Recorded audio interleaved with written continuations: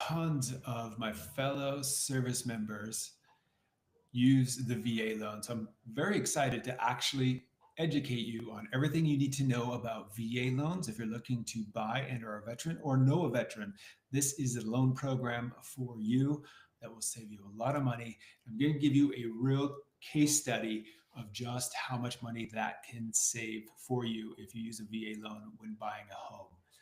Let's talk about the things we're going to cover today. Ray from Mortgage Master Group. And along the way, if you like educational content that's delivered authentically, then you'll want to subscribe to this channel so that you can receive more education about growing wealth through real estate.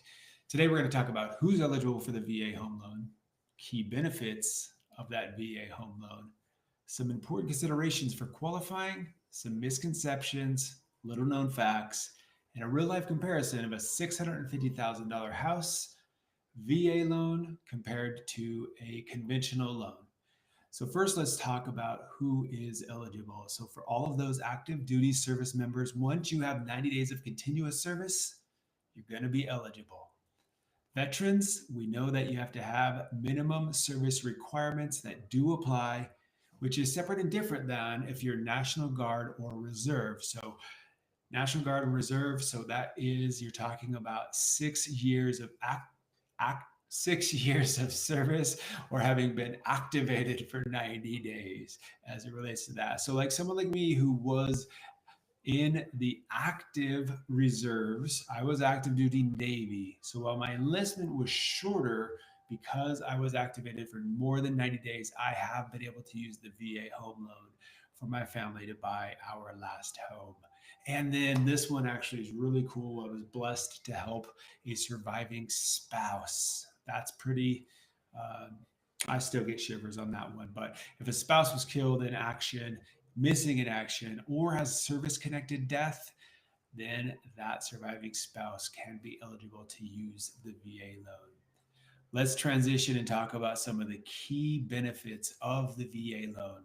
You may already know 100% financing is available to you, which can be great because compared to, say, another loan program, this can allow you to save that cash for investments, home improvements, or other uses of that money for you. Now, to be clear on this, there is not a loan limit. So you could buy your dream home using a VA loan and not necessarily put down cash. I'm going to share with you, though, everyone who is required to pay the funding fee, it is allowed to be financed. However, if you do not have 10% disability, you will be required to pay the funding fee. And that's where you want to get educated on. If you have the capital, does putting, say, 5 to 10% down make sense? The reason I bring this up to you is you're going to save a substantial amount of money as it relates to that funding fee. So especially if you're buying a more expensive home, have your loan officer educate you about the savings because you know you can't do a jumbo loan with 5% down. But if you do a jumbo and then do VA, put 5 to 10% down, you're going to save a substantial amount of that funding fee from being financed. And if you have that 10% disability, there's no funding fee. This is a pretty amazing tool for my veterans out there who have that disability rating. There is no mortgage insurance. So your loan is your loan. Your interest rate is going to be lower than conventional and competitive in line with FHA, possibly lower depending on what's going on right at that time. But those government loans do have lower interest rates. There are more flexibilities with qualifications as it relates to uh, past credit history. So if you had some collections or judgments or bankruptcies, VA looks at it a little different than how Fannie Mae is going to look at those types of credit instances. And so that can certainly help you sooner. As an example, bankruptcy, Fannie Mae, you're out 4 years. So with VA, you're going to get back in there much sooner, and they aren't going to necessarily require you to pay off those collections. In addition to that, student loans. This is something you should be aware of because student loans are a murky subject for qualifying for a home loan. Fannie Mae and conventional loans has a way to do it. FHA has a way to do it, and VA. VA is actually pretty straightforward. If your payment is not reporting on the credit report, deferred, forbearance, otherwise, they're going to use basically the amount divided by 240 months. It's a much lower payment than, say, even how FHA or conventional loan is going to qualify those student loan payments, which can help you for qualifying for the VA loan. Now, I will say this one thing that's really cool, and I have another video on this about house hacking. If you're a veteran, one of the most underutilized ways to use a VA loan, especially in your first home, before you say you're married or before you have kids, or even with kids, you can buy a 2 to 4 unit. If you occupy one of those units, then you're actually able to basically house hack. And when you put back the rent you're going to get from those other tenants, and then later, if you convert it to a full fledged rental, you don't have to refinance out of that VA loan. You may choose to free it up for the next property. But depending on where you move, spoiler, you can have more than one VA loan. So let's talk about some important qualification considerations. You or the lender can obtain the certificate of eligibility. This is required, but also we're going to want your DD 214, and if you're active duty, what's called a statement of service. So keep in mind, the VA looks more at residual income than debt ratios. Residual income is really what real life money is all about. And if you have children and they are in daycare, VA actually will have a consideration for the daycare costs. Important tip though, if you have a family member that's going to take care of those kiddos, or a spouse who is staying at home, that can be excluded from the calculations because it's all about residual income, not so much about debt ratios. And that's an important thing. The residual income varies by region and by family size. So keep that in mind and bring this up to your loan officer. And if you have childcare costs, bring that up as well. They should ask you that question. And therefore, we've even seen loans with higher debt ratios. We had one veteran who had a 65% debt ratio, but because the markers were met for things like residual income, then that allowed that person to get their home loan approved and move forward and own that property. There are considerations to think about that are misconceptions. The first and foremost, I probably hear a lot about, and you just see it on that Reddit thread, VA loans take forever to close. This is false. The reason it is false is it's just no different than any other loan. Part of it depends on how good your lender is. The other part of it depends how responsive you are. Another thing that comes up is you can only use a VA loan once, or there's a cap to how much you can borrow. These things are also not true, so get educated by your lender. Another thing that comes up is, again, VA is only eligible for single family homes. No, if a condo is on the approved list, it can be used on a VA loan, and VA condos, once approved, are always approved. They don't have to go back through that process that FHA loans do or condos do. Therefore, once a condo is approved, typically it's going to stay approved for VA future use on VA loans. And this one sticks out the most is this person that exists in some universe that I've never been a part of, a VA inspector. I've seen a lot of people post that VA inspections are really difficult, they're very strict. The reality is a home inspection is separate from a loan program, y'all. So therefore, get your home inspection for health and safety. But as lenders, we don't get that home inspection. There's no VA inspector that comes to the house.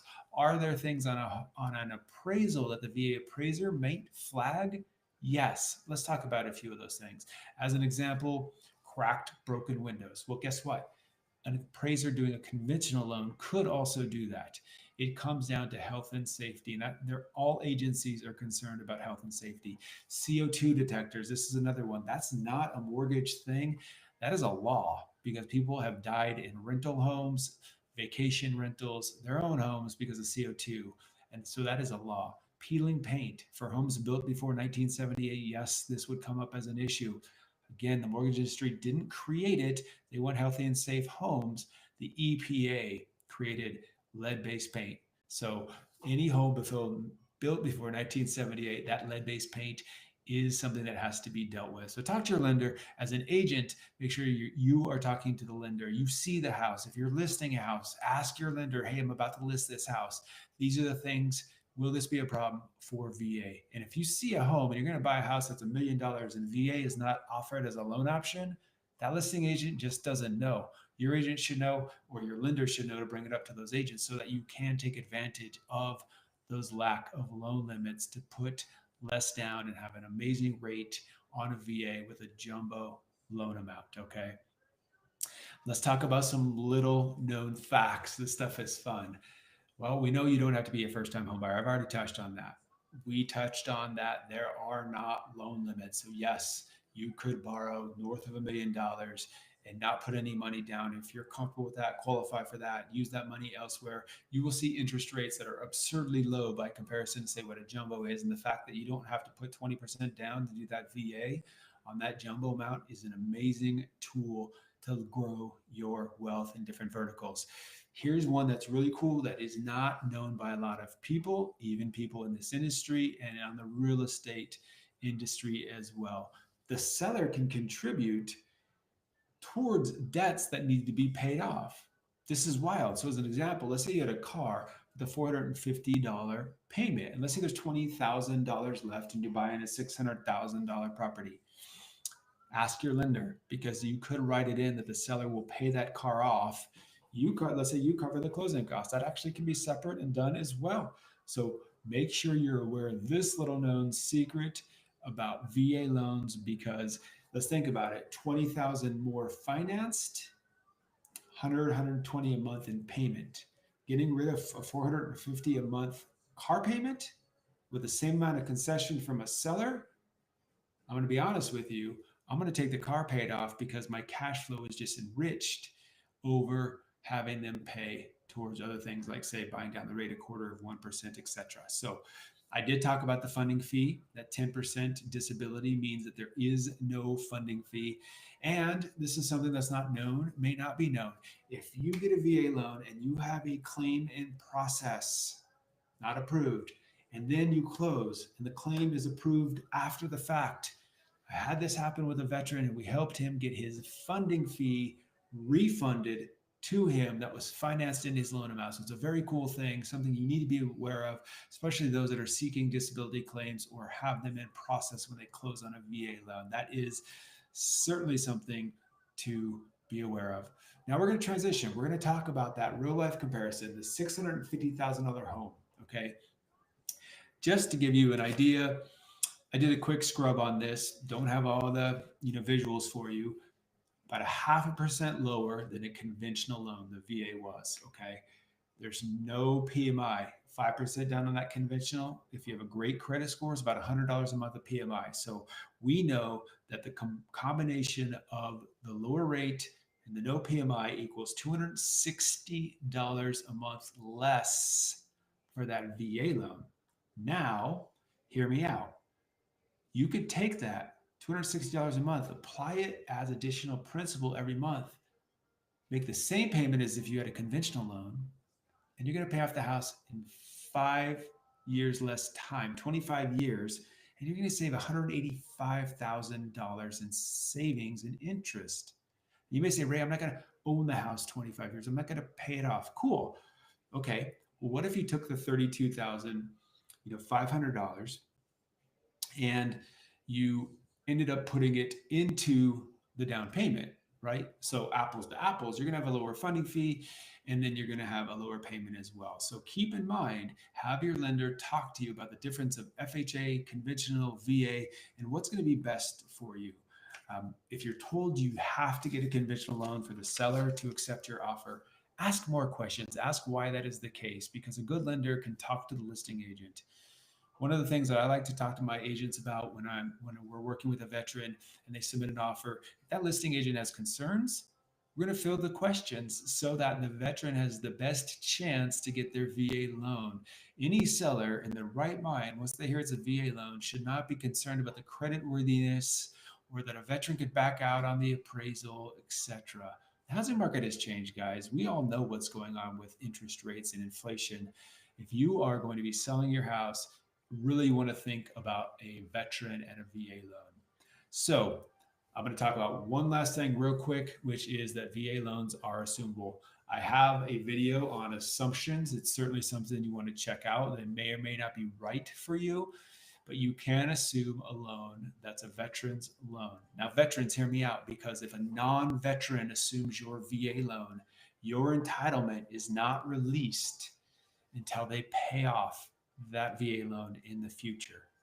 And if you don't get a release of liability, your entitlement will be gone if they have foreclosure permanently. So tread lightly when thinking about allowing someone to assume your loan. But if you're a veteran and someone is PCSing out and they have a VA and you can cover the gap for the amount of the value versus the loan and assume a 2.75, a 3.5, think seriously about it.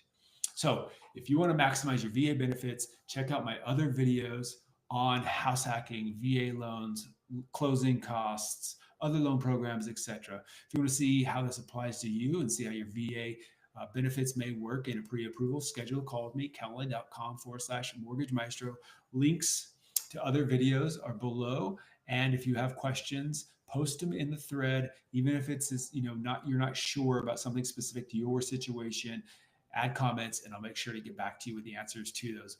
Make sure to watch the next video coming up. We're going to be posting some really cool content in an authentic format to help you build wealth through real estate. Talk to you soon.